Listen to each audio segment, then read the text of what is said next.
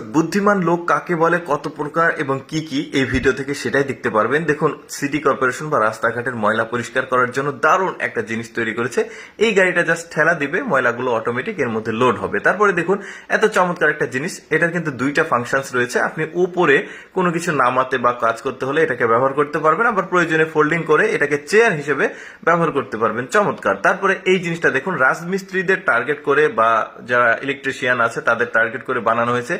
এক জায়গাতে কাজ কমপ্লিট হলে আরেক জায়গাতে যেন সহজে চলে যেতে পারে, এই জন্য। দেখুন, দারুণ জিনিস কিন্তু।